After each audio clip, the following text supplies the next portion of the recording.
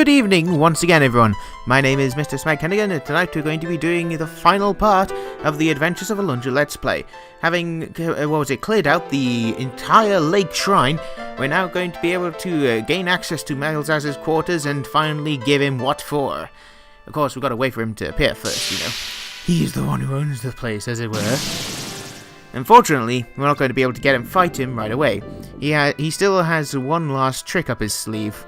He does not seem to appreciate that we're, trying to kill him, but I suppose it makes sense. You wouldn't like that, would you? Yep, he's going to, first off, ruin the floor. How do I mean?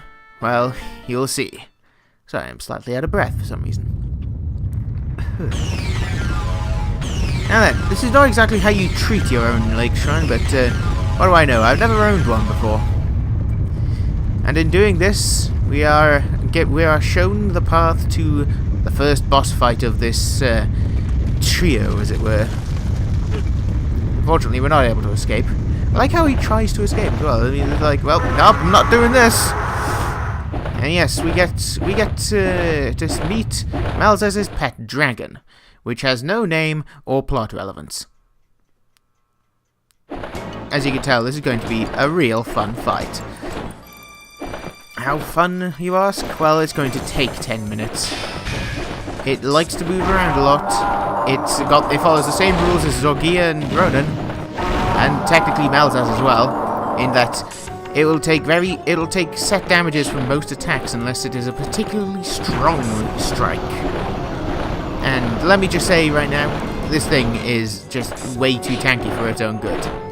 It has several. It actually has a greater attack repertoire than Melzas himself, which is kind of a strange thing to think about. Like, oh hey, his pet is somehow capable of doing more damage, but doing damage in many more ways than his pet. Oh wait, hold on. That sentence made sense somewhere. Shut up. You get the idea. Essentially, this guy is just nothing but a huge tank, which is somehow greater than the person that owns him, or I don't know. As you can tell, one of the dragon's main attacks is to, belch fire on everything. It's a little messy, but well, you gotta deal with that sort of stuff. It also likes to move around in strange patterns. Something I didn't realize until later is that, maybe I should be wearing Nava's charm for this. Because, oh hey, look at all these fire attacks I could not be accepting. Because of the because of the way the damage is calculated, the willow bow is actually much more useful in this fight than the sword or any of the other attacks. Oh yes, I used that because of something that happens later. What was it? Yes, the willow bow ends up being more useful than most of my other weapons because the only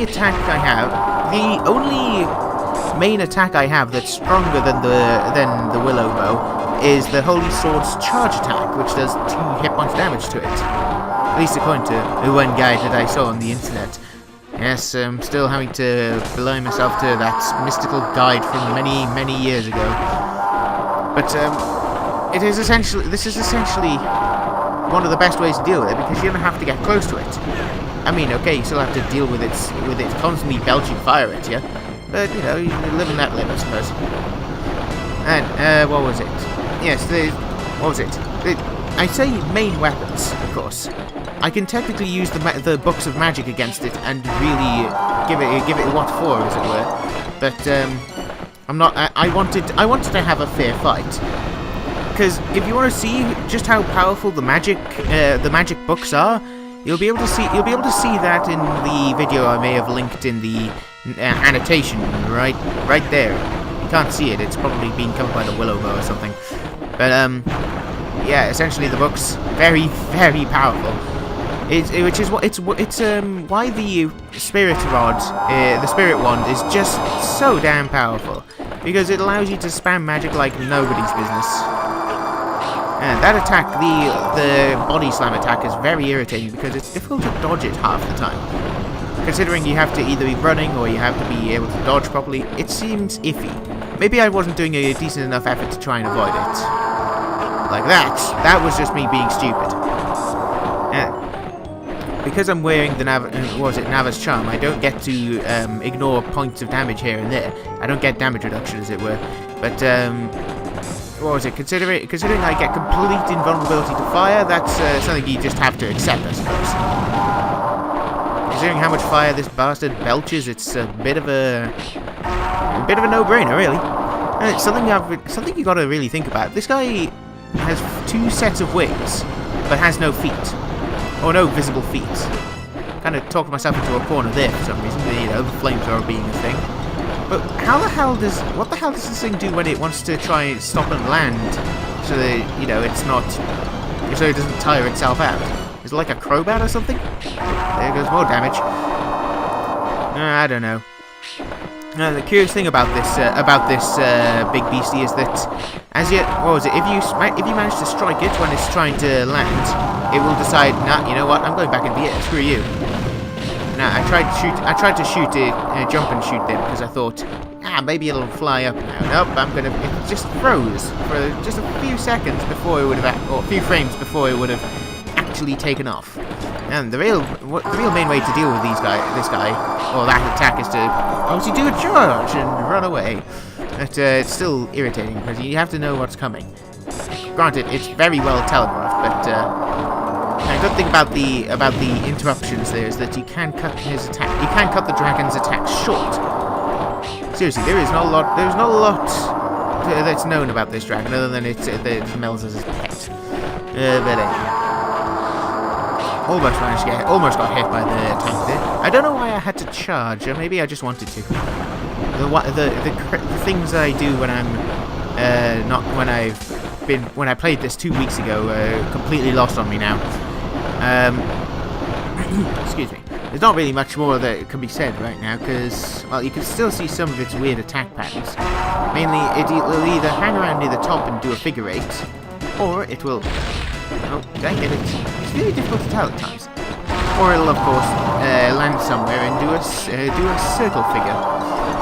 And then, spam or spew flame particles everywhere. Overall, it's not exactly a tough fight, it's just really, really long and drawn out. Sort of like this video series as a whole. No, I'm kidding, of course, I'm amazing. It also has a tail whip attack, but it's not really one of those things that you get hit by very often unless you're trying to get hit by it. Here's more of the of its weird attack patterns. Being behind it obviously means that it won't try and bar fire on you because it can't find you. Strangely enough, apparently this thing is in such a way. It is set up in such a way that it can't even turn around with its poor little wings. I think one of those would be for directions, but or some of those would be for directions. I have no idea. But there he goes again, taking off before it's even landed. It's kind of rude of Alundra, but whatever. He's the one being attacked. I'm not saying anything. What was I going to say now? I kind of forget because there's just, I think 5 minutes in. Oh, yep. There's more proof that sometimes the attack is just janky as hell to avoid. But yeah, there's not really much to be said after like 5 or 6 minutes of constant talking, listening to a dragon constantly moaning about the fact that it's being filled with enough arrows to fill a TF2 server. Why that in particular, I have no idea. I wonder where Alundra's getting all these arrows from. Maybe he has a bottomless quiver or something. Or a quiver of returning, that's what it was. Who knows. At least he doesn't have one that can destroy an entire army. That story was funny. But anyway. It seemed intent on trying to land on me for some reason. It was very weird. Very, very weird. Seriously, I may have mentioned before that this boss is really tanky. This is the longest. Well, this boss is the longest one I've had to fight in the entire game, as far as I remember. I mean, what was it? Not even the Soul Leech took this long, and I was using a bow for that one as well. Like, you can even see in the video that I may have linked what was it? The one that shows how powerful the magic is. This guy takes only one more strike more than both of Melzas' forms combined. Oh, also, I forgot to mention, Melzas has 2 forms. He is very rude like that. And good thing about that is I didn't need to worry about taking damage, because this is a full heal. Hooray! Now then. Sorry, a dry throat's happening again. It's one of those worrying things. There's still got a good 2 minutes left to go before this bastard finally decides to give up. You'd think after this many hours has been struck into his chest, he'd probably stop, you know, play dead, just so that Melzas tries to deal with him. Maybe he's fighting in fear of Melzas. Who knows? Who knows? I certainly don't. It's a good thing this flamethrower attack is so easy to dodge. Even without Navis Charm, I wouldn't exactly be in a bad way. Oh, by the way, I hope you like this battlefield, because we saw it for Zorgia, and we're going to be seeing it for Melzas' first form as well. Because apparently imagination was running low by the end of the game. Sorry about the graphical bugs there. I want to say this is due to emulation, but I don't remember the fight very well on the consoles either. Oh well. You gotta wonder what the hell made this dragon in the first place as well. Like, was this just sort of meandering around in the middle of nowhere, just captured by Melzas because, hey, you know what, I'm gonna get this as a pet, it'll be cool. Or maybe it's because of the fact that maybe Melzas created this guy. Like, this is something wrought of people's dreams and nightmares. Very eerie thing. Got a weird bushy tail. I mean, it would explain why exactly the damn thing has no feet. Nobody knows what a dragon actually looks like. The only reported sighting of a dragon was with Welder, and he didn't exactly have wings. But nobody ever saw his feet either. Oh well, weird things. Anyway, we're nearly at the end of the fight now, so I hope you are ready for another amazing cutscene. But for now, we shall just watch the death throes of this giant dragon as it continues to try and bath flames on me. You'd think after a while it would learn that the fire isn't doing anything. I guess it sees that Alundra takes damage and it's just like, oh, maybe that's hurting him. I don't know. This game has some strange ideas. Anyway, with this, finally the bastard dies. The tankiest little git in the game is no match for a bow and arrow. Now then, with the silence finally broken, or not with the silence broken, with the silence finally returned to us, we get to have a quick. I say quick. We're gonna have a cutscene with the final dregs of the village. Well, not dregs. That's rude. Seems that whilst they were sleeping, they did manage to slowly power Alundra up, but now there's something interesting going on. I think shared dreams are kind of an odd phenomenon in this world. Like they can apparently properly see and hear Alundra. I mean, I don't think they could feel him, but well, nobody tried. I have no idea.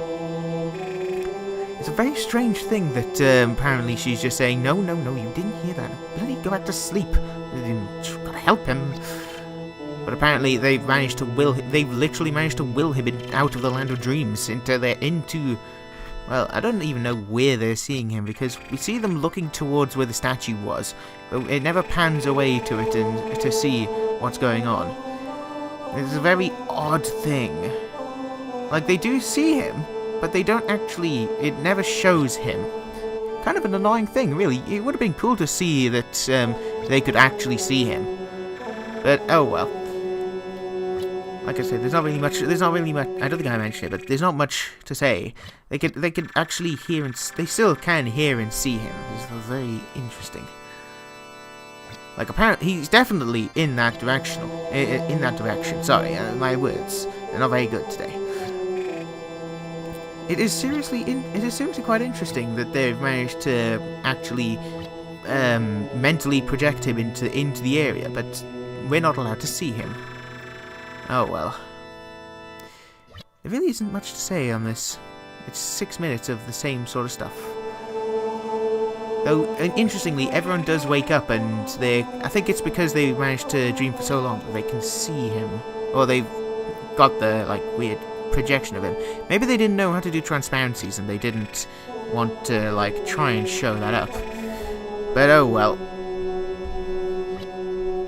Guess we just gotta assume. It's not like we had to do that in the past. Yes, they are still, of course, trying to pray to us. This is a pretty cool thing. Or trying to pray to Alundra. I do find that how old is Alundra? nobody ever mentions it. Or nobody even asks about it. He can't look that young. Like, I can understand Melzas going, oh, you're just a kid or some shit. But everyone else is just like, you're so young. It is curious. Very curious indeed.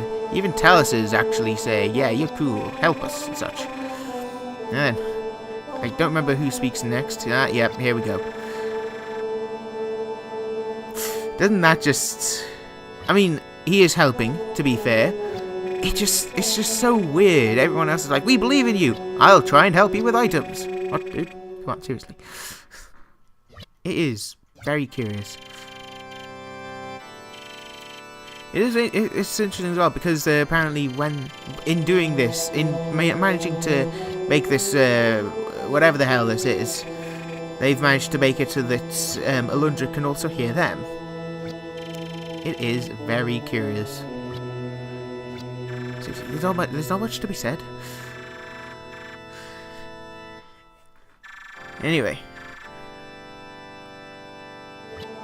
Sorry, like I say, there's not much to be said right now. It's just everyone realizing that he's there, and more of whatever this is. Damnable feelings! How dare they! I'm sorry. Maybe this is just me. But that bit always felt really forced. Like, I have no idea. But maybe it's like the lasting effects of filling with people's minds. Anyway, we're still in the middle of this rock formation, and we do get healed. You know, within a few seconds.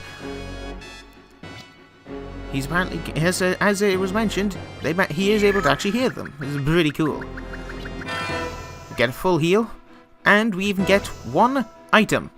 I always thought that was the strength tonic, but I found out recently that's based on what item you're missing. If you're missing a strength tonic, you get a strength tonic. But if you're missing a strength elixir or a wonder essence, you get one of those instead, depending on which one's more powerful. And now we get a very boring bit of text from Melzas here. He is about... I don't know, he's just there. But, now then, Melzas is an interesting sort to fight, considering he has a very, very predictable means of fighting.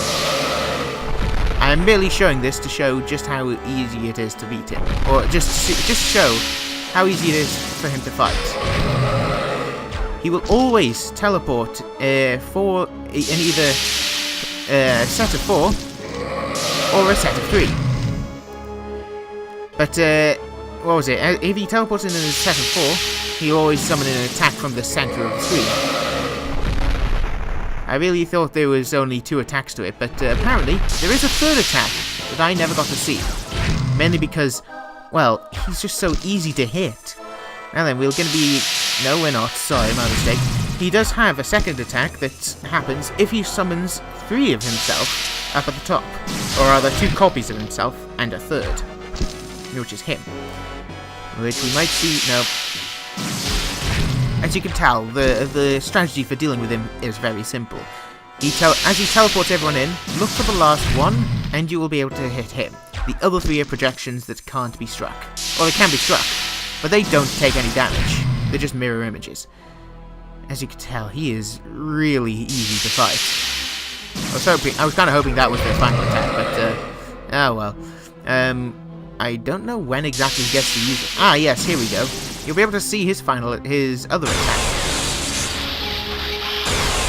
It's pretty cool, and it's actually pretty powerful as well, being able to deal about 15 HP of damage to me, as I am right now. But as you've probably gathered, he is not one for... He does not seem like one for direct combat. Like, he's been able to manipulate people so well and so long, nobody's ever tried to stand up against him. The people who stood up against him before managed to seal him inside the lake shrine, meaning he couldn't be attacked or attack others directly, but he was still able to manipulate their dreams. But now that we're actually fighting him, he is really, really weak. As you can tell, he's never had to actually fight someone who could, like, or dance. He's never had to fight anyone who's managed to dance around his attacks without even a thought for, you know, their own well-being. it's entirely possible to win this fight without even taking a scrap of damage, because he's just so slow. Of course, the second form kinda makes up for this. I'm just looking at it on what was it, Movie Studio here. It's just a big block of noise. As you may be able to tell, it's a fun fight. Although this first part is just so embarrassing. You know, for being outed as a god, even with all the prayer he's had, or all the prayer he's not had, he is still pretty strong, just really goddamn weak. Oh, I forgot to mention as well, Melzas follows the same damage rules as the other bosses do, as the other final bosses do, except he has a very, very exceptional, very unsurprising weakness to fire. Mainly because he seems to be a plant form, as you can see there. He takes, what was it, I was hoping I'd be able to heal with this, but apparently you have to be doing nothing. But he takes, what was it, there we go, 1 pip of damage. He takes extra damage from the fire wand if you do a charge attack. But as you can tell, he does not seem to appreciate it. He apparently had this prepared for a while. He pulls a pose, and now we get to see. I want to say this is his true form, but maybe this is his powerful form. Who knows? Essentially, we've got one final fight ahead of us, and it is so good. Oh boy, let's just say, if you don't have all the magic, then you are going to feel a lot of pain. The boss, what was it? You don't see it straight away because I'm pissing about. This boss is made up of 2 hands, as you can tell, 2 eyes, which you may be able to see in about a minute, and a giant disembodied brain. This has almost no... What was it? Oh, and yes, here we have the hand's main attack. It's not very complicated, but it is oh so powerful. 2 strikes managing to bring me to 2 HP. Not exactly the best way to do things, you know. There is a very... I want to say there's a very complicated way of defeating it. As you can tell, the eyeballs are very loud. But all of his attacks are on show at once here. His brain completely defensive. Well, it has no way of attacking on its own. It has to rely on the eyeballs and the hands to do damage for it. With the eyes being able to, as you can tell, do a body slam or shoot lasers at you, whilst the hands are able to fucking power slam you into the ground. Well, okay, not power slam. They're able to grab you and drop you from a very high height, which apparently suddenly gravity has its own effects now. It's very irritating that they suddenly come into play now of all times.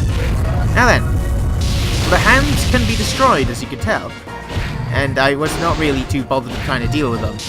The eyes refuse to die, and unfortunately the hands will return after about 20 seconds. So I'm going to have to do an extended version of this music, because it's so good! Like, the boss itself, its appendages are really powerful, but the boss itself is just so silly. Like, this is just the most... I can't even articulate just how weird this fight is. Like, the dragon sort of makes sense as a pet, but this is just a weird transformation of it. It doesn't even look like a sort of plant form, it just looks like a really creepy,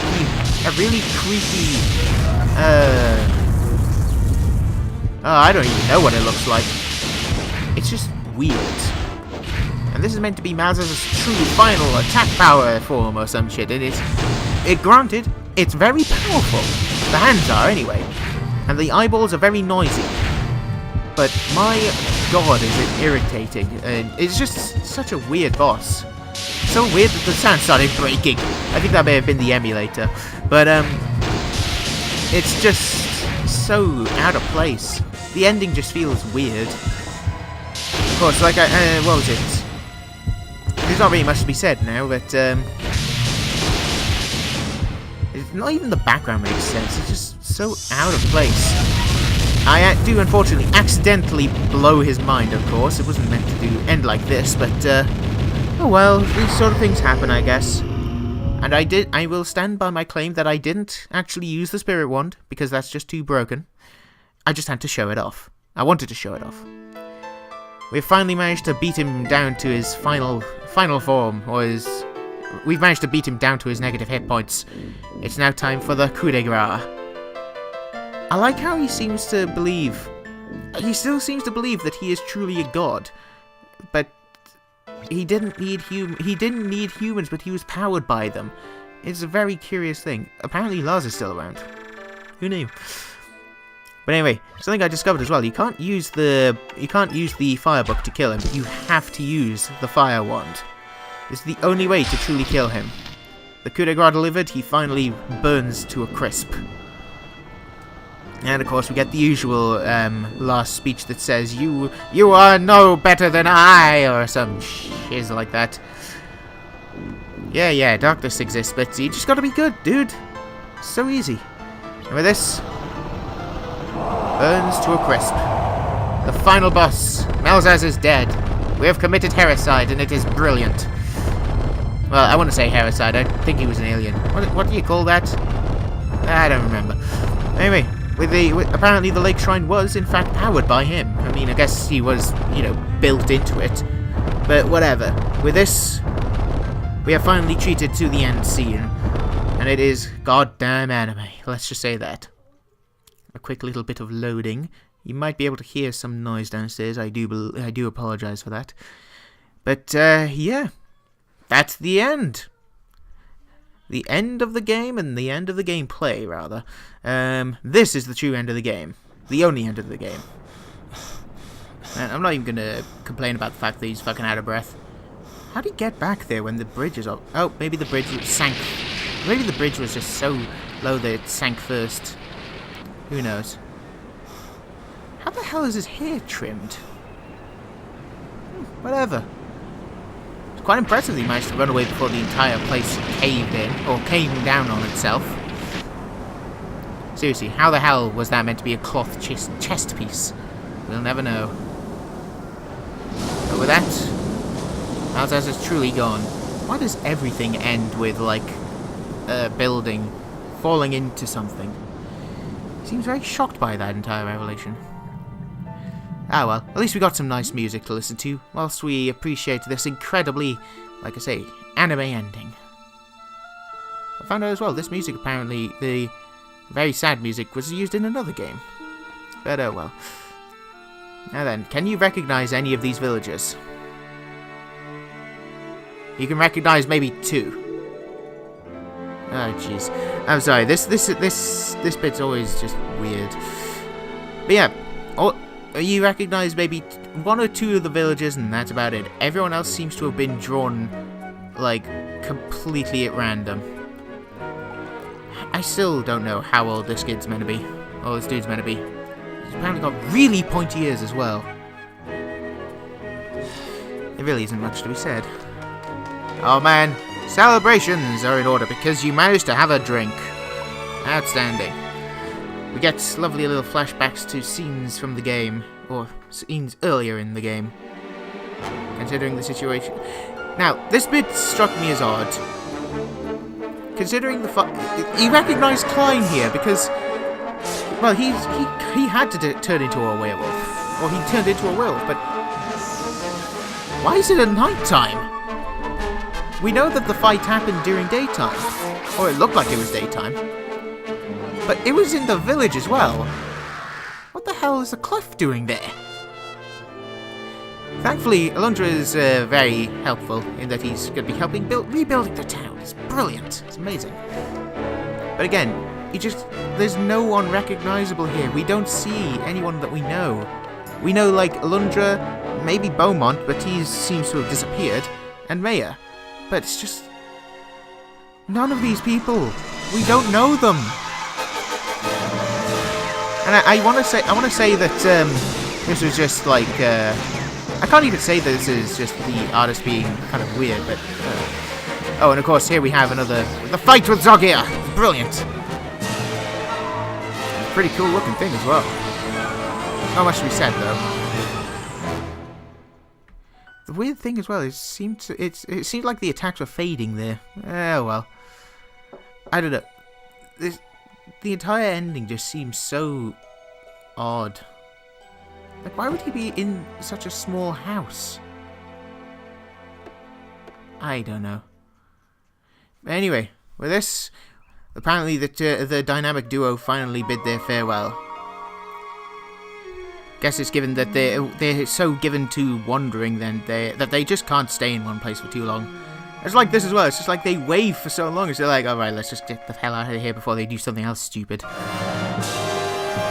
Now we get another amazing scene from the game that seemed in-game was kind of boring, but is going to be fucking amazing in this one. Because you know there's a chance he may have fallen over.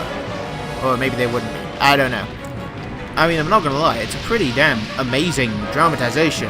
And I don't think you can I don't think Alundra can actually, like, fall off the bridge in the game. But it's just so it's so odd. There's a lot of odd things in this game. Like how apparently the test Neruda is holding for Alundra is also what caused his shrine to disappear. I don't know. I like as well, you can still see all the miming, Lord Miming as well. You could recognise him. You could recognise all the bosses. And Klein.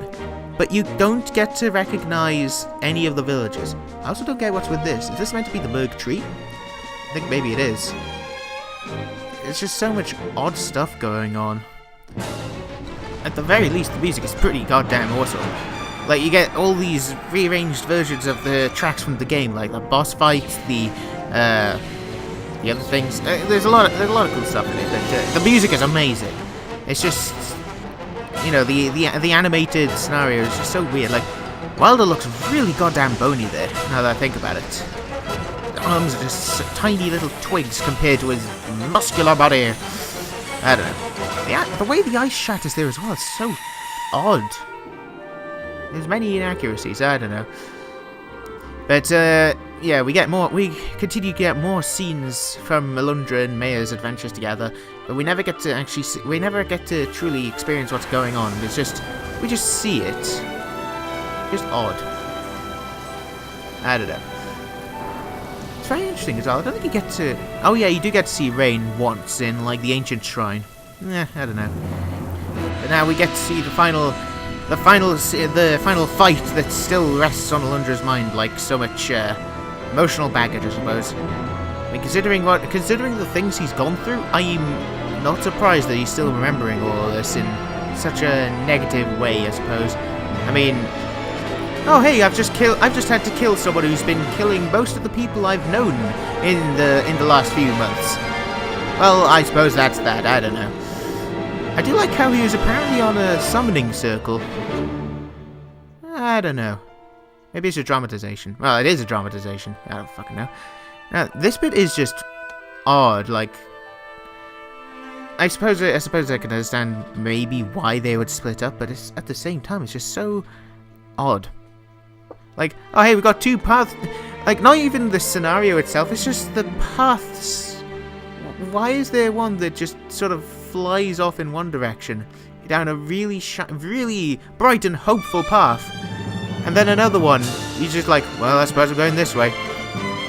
Just walks off like he really needs to use the toilet.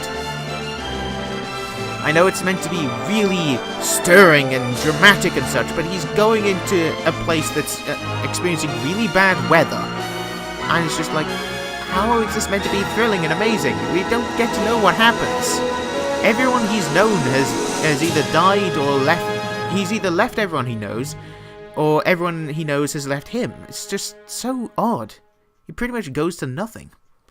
Like, we don't even learn where he came from outside of Maya's memories, but I don't know, maybe it's just going on about the experiences that he's made over the game time.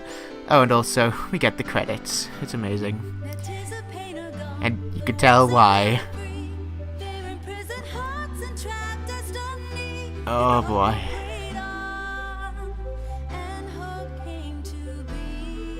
I will leave these running for now, but I shan't talk over them because, well, there's singing, as you can tell, but it's more of the point of, it's just more bloody credits. So, I thank you all for watching. I hope you continue watching whatever I start putting out. I'm not entirely sure when I'll make another Let's Play, but, well, we'll just have to see, won't we? I thank you all for watching.